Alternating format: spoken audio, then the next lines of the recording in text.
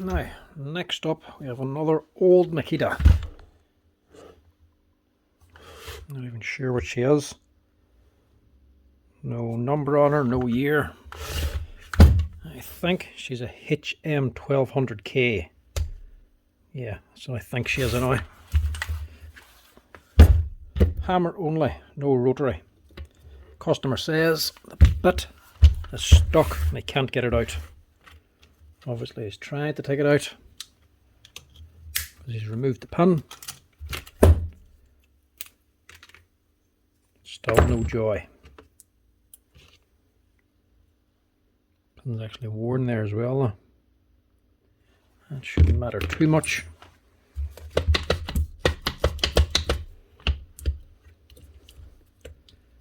So what's happened there?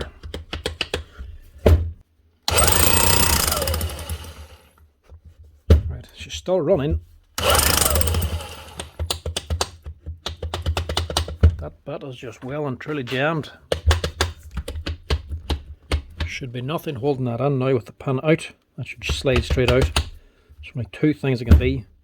Either the bit is destroyed inside, the end of it's actually mushroomed or something, or snapped, or broken in some way, or the hammer bolt that it goes into has either snapped or broken and deformed in some way, and the two are jammed together. Now, I have had ones like these in before, more so the HR5000, not this 12, where it has rotary mode and they've wanted to do some coring. So I've put an adapter on to use it with a tungsten core bit, but they've put on the wrong one. Instead of using the spline bit, they've just shoved on a hex bit, and the hex end has actually just jammed itself or wedged itself into the splines on the striker bolt inside of here. So you have to be separated. Can't see that being the problem here because this doesn't have rotary. It will not have splines unless this is the wrong bit and it's a hex all the way down. But we'll not know properly until we actually take this here off.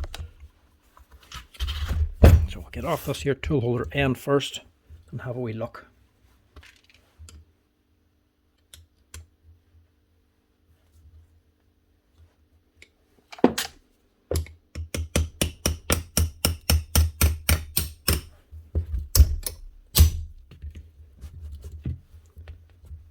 Of course, this has been a hammer. All these bolts are all jammed up.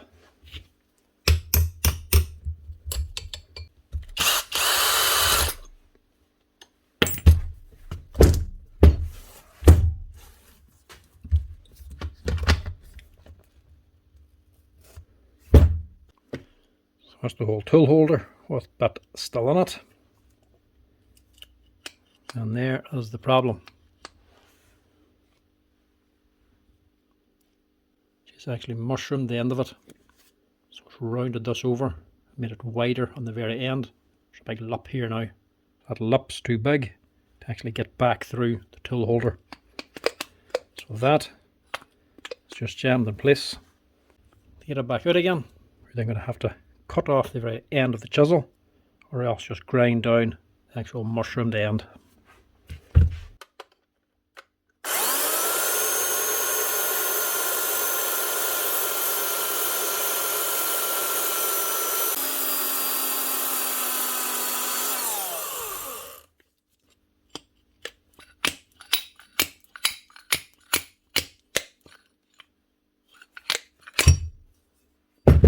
There we go. One faulty or cheap chisel removed. See, she's actually mushroomed the end, chipped a little bit. So that's probably just a cheaper, inferior quality chisel, not hardened correctly. Now she was hammering, the actual striker just mushroomed over the metal. You know, it can't come out again.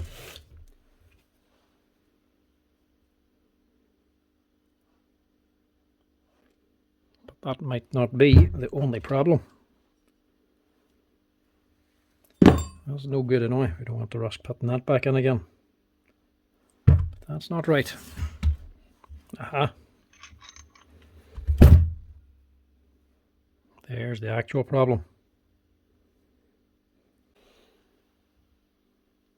What exactly is that meant to be? Or what's it off? Obviously, it's off something here.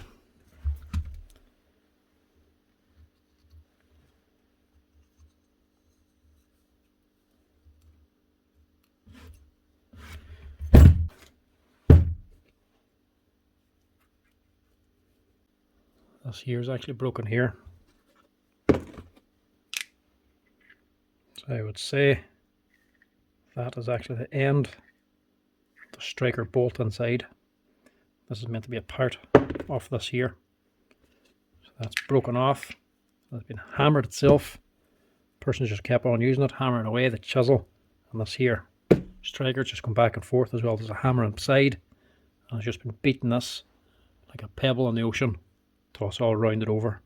So any little sharp pieces of metal now that have eventually broken or chipped off or worn away from this have been completely obliterated and are now throughout all the grease.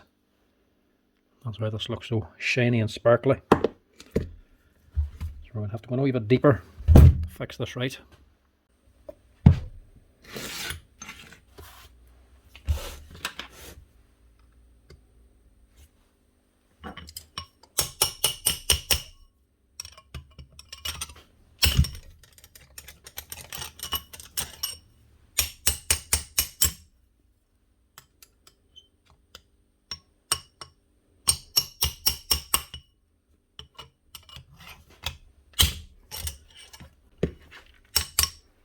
Thank God for good quality Allen keys, hey.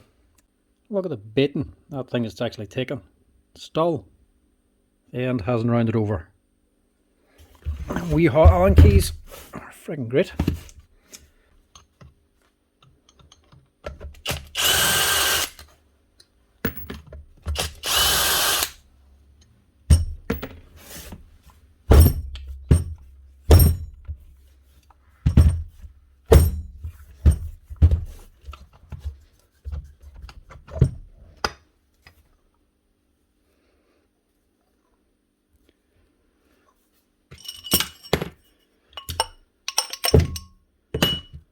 Question is the actual hammer bolt damaged as well?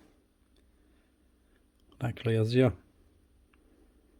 Yeah, she's all chipped there. Might have to replace that too.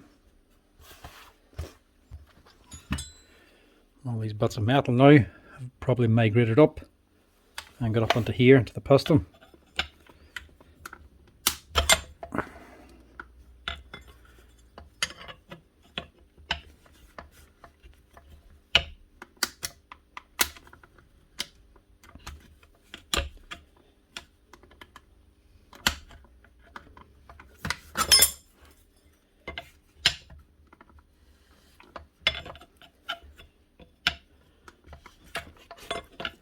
That's very tight.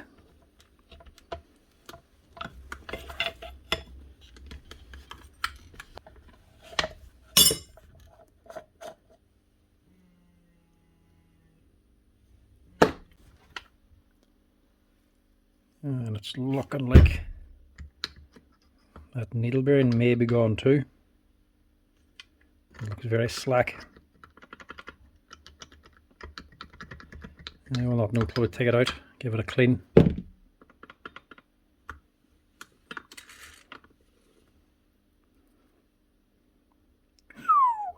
Yeah. There's where all the bits went in now. That is just full. That is just all pieces of metal debris. About 1,000,000 splinters ready to lodge themselves in your fingies. Right, that needs to be washed. All this needs to be washed. We'll have to see if we can get a new striker pin or striker bolt. Oh, see what I mean?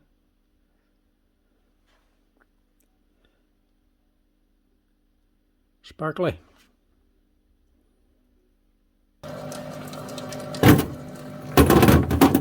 I'll stick with the gloves this time.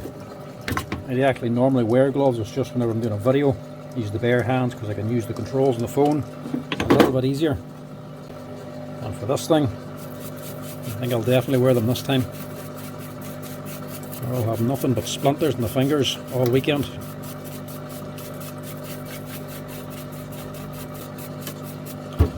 Right, seals are gone anyway, they're falling off. And the actual striker is too badly damaged. Don't think I can salvage that. I'll have to scrap.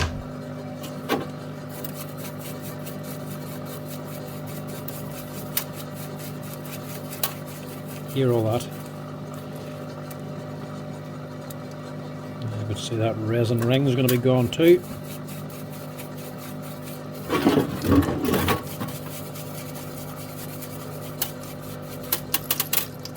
That's the needles gone. That needle bearing was gone. That's all the needles dropped out of it. So that definitely needs to be replaced.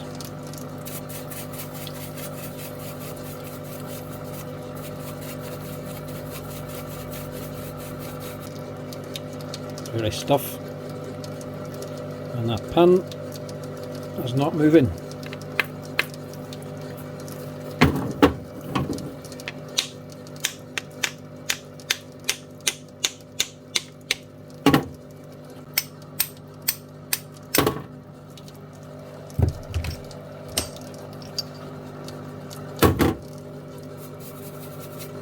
These might need to be replaced as well.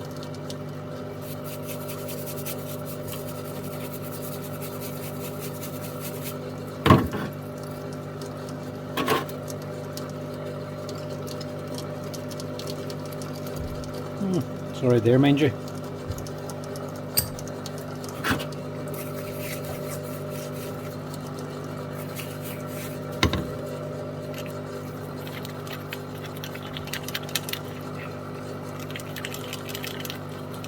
That might be the reason there, though.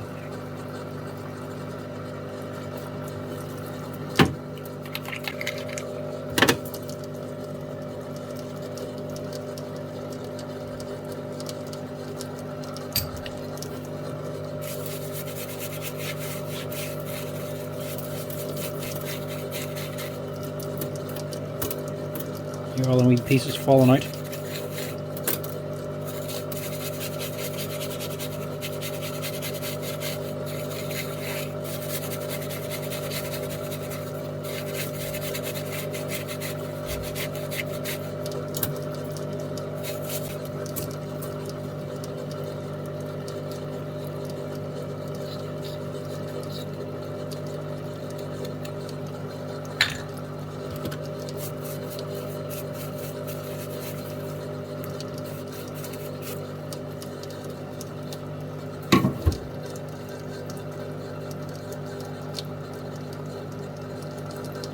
That's definitely gone anyway.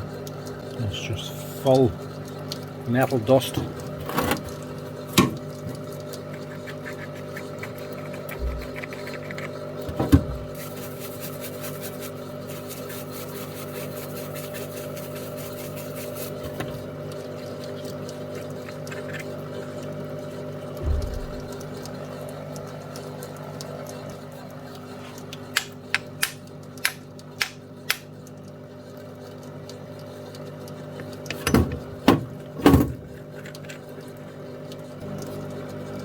Fluoride ring in this and a steel washer as well. I do still need them, so I'm going to have to somehow get that knocked off.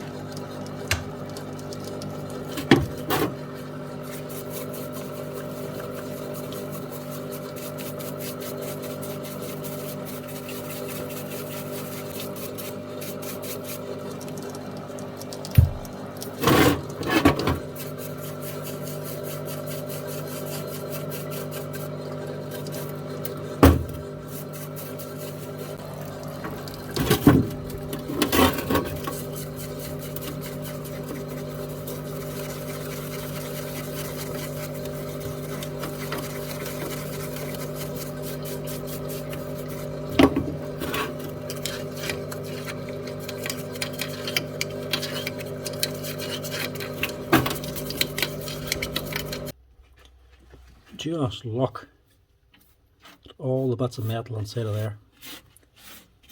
That's all metal fragments, and it's all out of that one hammer. Look at that. Even just the gloves covered in little fine pieces of metal. This is fast becoming a very expensive repair, not just in parts but on time. It took me an absolute age to actually find and locate all these parts in the workshop. All these bits are gone. they're just too far gone. Hammer, striker pin, O-rings and seals on it, seals on this nylon ring, 2 washers either side. They're all worn out, eaten through by metal. Even the pin is actually worn through on the 2 edges. Need to replace all that. Keep the cost down. I do actually have some second hand parts here. That'll help keep the cost down a little bit. And that is not even all the spare parts. I'm also using a second hand hammer pipe. There's off an old scrap one. Goes the original one. It's actually worn away down on side of here. The wish is all putted around the edges.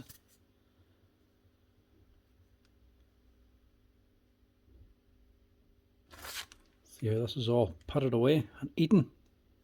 And that's actually hardened steel, so it's very difficult for that to be eaten away. So to replace that with a second hand one. Now the expensive bits. Needle roller, it's another 20 quid. Actual metal rings inside of the piston, have to replace them ones as well. They're €9 each. And as I was saying from the last hammer, we actually replaced the piston and the hammer with new ones. It cost €30 or €35 a piece. It seemed kind of expensive just to replace them 2 parts, just so you could fit O-rings instead. This one, I'm going to actually use the resin O-rings instead this time. They are €28 each. So these here nearly cost as much.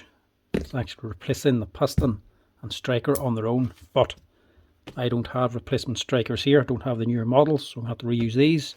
Nor do I have the O-rings for them. The only thing I have is these, so I'm going to have to stick with the originals and go with the resin seals. Right, see if we can get this all back together again. Too far in now to actually not fix it.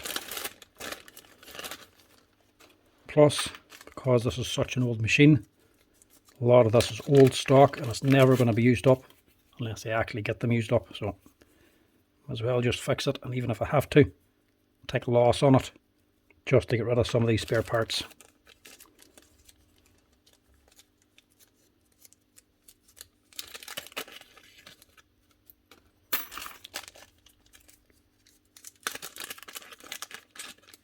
Finding these was the problem on the workshop. A lot of this Makita stuff, the older stuff, it's not like having a box for every single machine. Sometimes they're all just thrown onto one big lump. You have to sort through them. One big lump isn't just one big lump. There could be 10 red boxes, all of Makita parts. You have to go through them all. And if you don't have them, you have to go into the second hand stuff, start searching for those.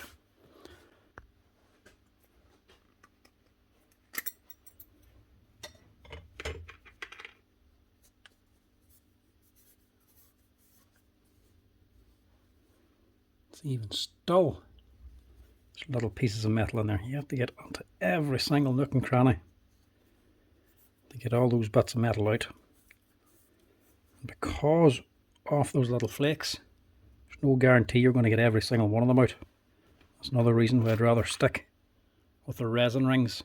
If they were O-rings and there's little bits of metal still inside, then little bit pieces will quickly eat away the O-rings. You'll lose your hammer. These resin ones are actually extremely tough and long lasting. So even if there's wee bits left on, it'll actually not do them as much harm.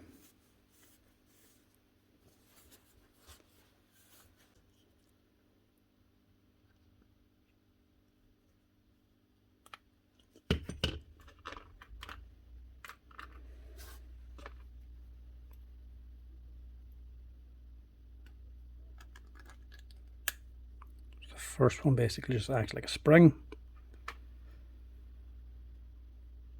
And if you stagger the joint, keep it on the resin one, that's what actually gives you your seal.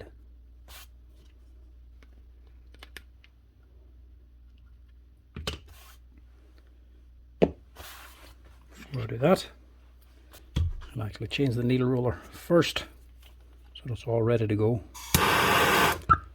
This is all chewed up Because I would imagine if this was broken before, say somebody's actually trashed the car rod before and they just kept on running it the same way as they did with this here. The inside of it's all chewed up as well.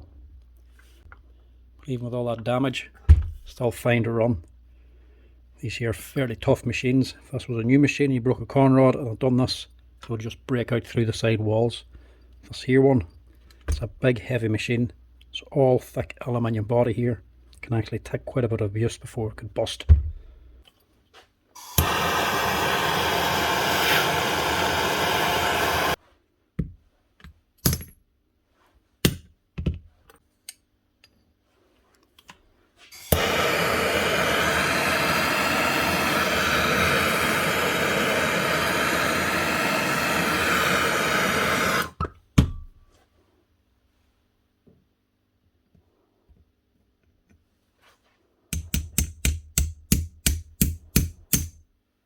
That's better.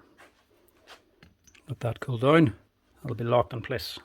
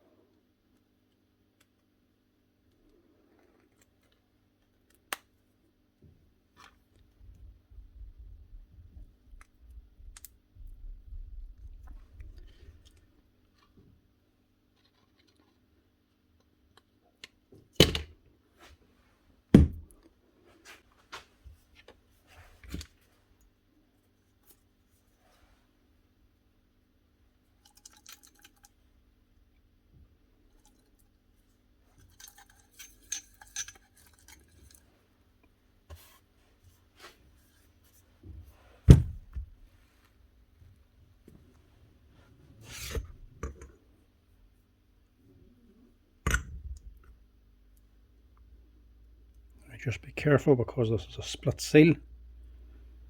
Make sure it seats before you push it down.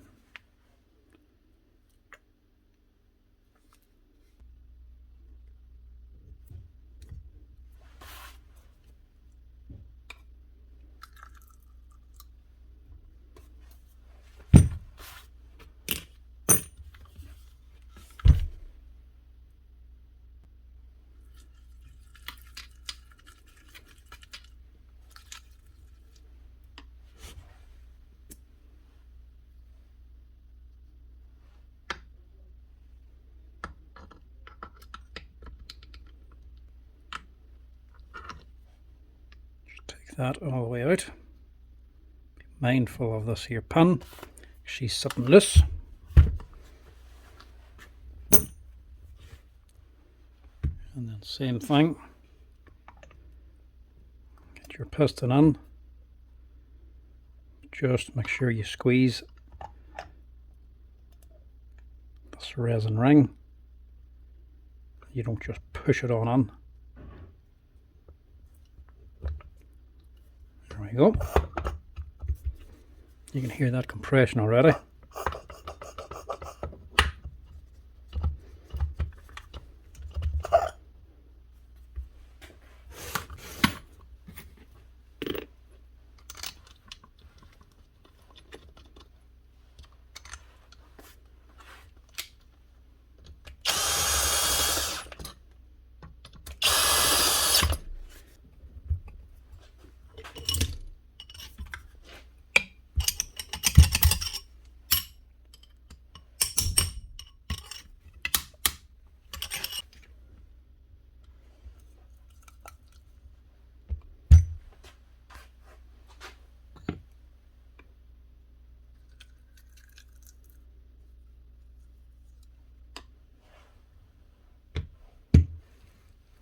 Better use the right one.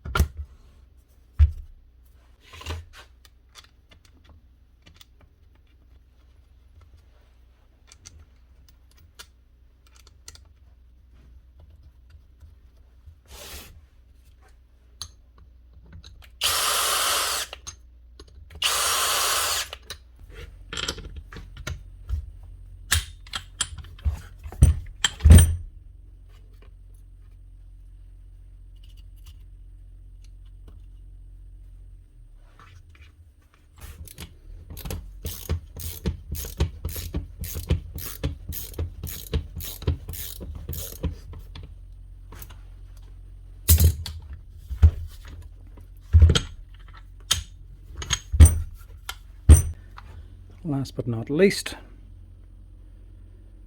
a good helping of grease.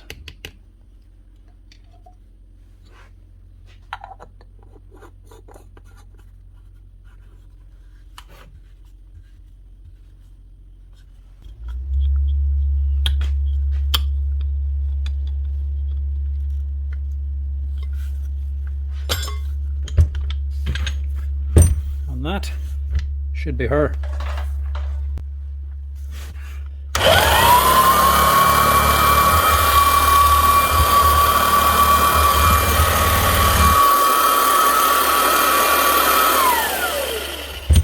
Sounds good anyway.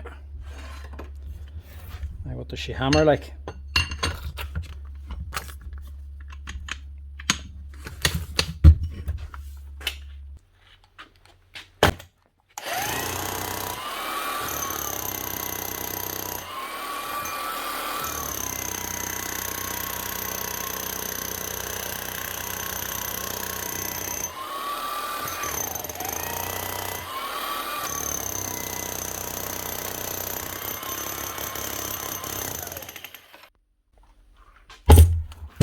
That was her. Glad to see the end of that one. Far too long looking for them parts. But that's her. One Makita HM1200K up and running again. With replacement parts, new parts, some second-hand parts, and a few seals and a little bit of grease. She's up and hammered again.